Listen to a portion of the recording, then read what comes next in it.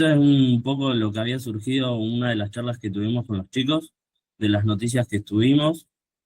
Por ejemplo, nosotros tuvimos una noticia que hablaba de un diputado que decía como que la música del norte del país no es como la esencia musical de nuestro país. Entonces empezamos a investigar qué tenía que ver con la música del norte, qué se había hablado en esa noticia con el diputado. Empezamos a darnos cuenta que el charango era como un elemento muy representativo en cuanto a la música del norte, pero más que nada yendo a cómo fue fabricado, era con ciertas maderas que tenían que ver con una cierta cultura de ese tipo de maderas, con ciertas propiedades de alguna rigidez y peso, pero más que nada el resultado que tenían esos criterios eran el sonido, que es lo que más importaba.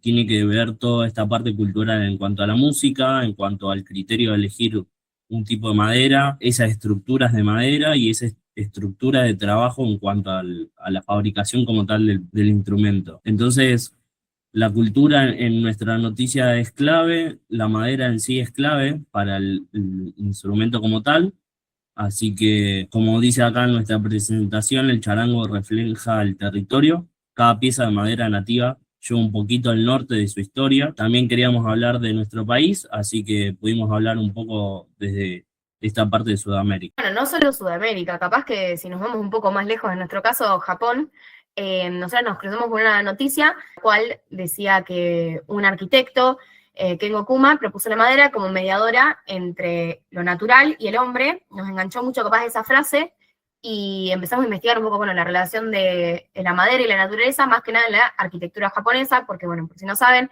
en Japón hacen todas las estructuras con madera hace siglos. Capaz, bueno, porque es un material flexible y ligero, ideal para los terremotos, pero bueno, quisimos indagar capaz más todavía en por qué este material, y nos encontramos con que, bueno, el sintoísmo, que es una religión originaria de Japón, venera los espíritus de la naturaleza, los kami, y la madera, que se mantiene viva y respira y se integra en el entorno, contiene a estos espíritus. Es por eso que también los templos están hechos de madera. Nos encontramos también con que tienen muchas técnicas para trabajarla, por ejemplo, Sagimono, donde no utilizan clavos, no utilizan tornillos, sino encastres del material. Y bueno, ahí tenemos un ejemplo de ese templo en Japón, que es el edificio más antiguo de madera del mundo, lo cual también refleja la resistencia y la dureza de este material. Lola, hablaste de la dureza, de la resistencia, de la arquitectura, de lo que es Japón. Nosotros encontramos una madera que es el roble, que estuvo sumergida más de 2000 años en un pantano, en una turbera, que la ausencia de oxígeno y los ácidos que tiene todo ese espacio hizo que adquiera mucha más dureza y mucha más resistencia, además de un color y de un aspecto más fuerte. Esta madera se extrae, se la seca, se la lija y se puede hacer objetos decorativos, muebles, barricas, y van a tener un alto peso económico e histórico. Entonces puede ser que alguna construcción, algo japonés, puedan haberla usado. Esta madera de la que habla mi compañero puede parecer un material sostenible y con un impacto ambiental positivo, porque no implica talar nuevos árboles y porque estamos aprovechando un recurso que de otra manera quedaría bajo el agua. Pero el problema aparece en la extracción. Para sacar esta madera hay que intervenir en humedales y en turberas, que son ecosistemas muy frágiles.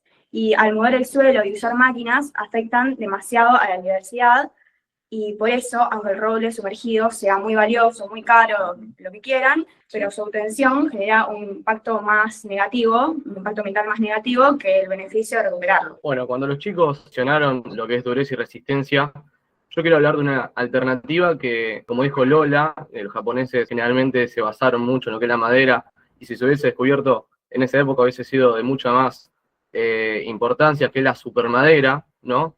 Es una madera con una ligereza y una resistencia similar a la del acero, y con un proceso de fabricación mucho más corto que lo que vendría a ser el roble mencionado por los chicos, un proceso de fabricación que se basa en un proceso químico donde la madera se hierve, ¿no? Y con un paso clave que vendría a ser la compresión a alta presión y temperatura, se da lugar a esta supermadera, una supermadera que tiene estabilidad dimensional, es menos corrosiva, absorbe muy bien la energía, ¿no? Que en Japón sería de muy de muy buena ayuda para terremotos, entre Sí, otras cosas. capaz Así que, en cuanto a la resistencia, pero bueno, también hablamos un poco de cultura. No sé si los japoneses hubiesen querido usar una madera intervenida, viste, que ellos, como mencioné, tienen como mucho de lo claro, espiritual también en la madera. No sé el grupo de los instrumentos, si también tienen este peso en Argentina, la madera. Sí, eso O, también iba a comentar yo. Comentar no, sino más que nada como preguntar si a nosotros en algún momento no, si habría llegado para este lado, esa madera y ese tipo de madera habría servido para que suene mejor o suene distinto o tenga un cierto color distinto el sonido como tal, porque al ser algo tan fuerte, pero a la vez ser tan ligero, capaz es fácil de fabricar, pero el sonido como tal no gusta o no es lo que se busca.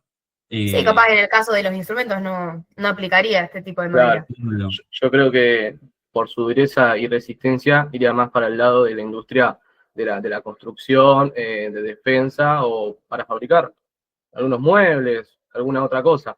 Yo creo va más para ese lado, no tanto para el lado de la música y los instrumentos. o como también, por ejemplo, lo que hablaba Lola de que tienen como un Valor sistema o cultural, una forma. ¿Cómo? un valor cultural, la madera. Claro, pero más que nada, como vos habías mencionado, una forma no de fabricación, sino de construcción. Por ejemplo, nosotros también tenemos como ciertas herramientas o ciertas uniones específicas para que no se abra por el tema de temperatura, ya que es una zona bastante particular, el norte del país. Entonces, como que, o también la parte religiosa, nosotros no es tanto religión, sino más costumbres y de que se vaya manteniendo durante el tiempo y no tanto sobre un régimen como tal. Entonces, como que va cambiando también en eso. Y yo creo que dentro de lo estructurado culturalmente, yo creo que la supermadera no sé si hubiese sido tan bienvenida en lo que vendría a ser la cultura argentina, porque estamos hablando de más algo relacionado con lo tecnológico. No sé si hoy en día está muy bien visto en la cultura una alternativa relacionada con lo tecnológico, en cambio algo tan artesano como es la fabricación de charango con madera nacional. Así que yo creo que no sé si hubiese sido una alternativa viable para la fabricación de instrumentos o no sé qué tan bien recibida hubiese sido en nuestro país.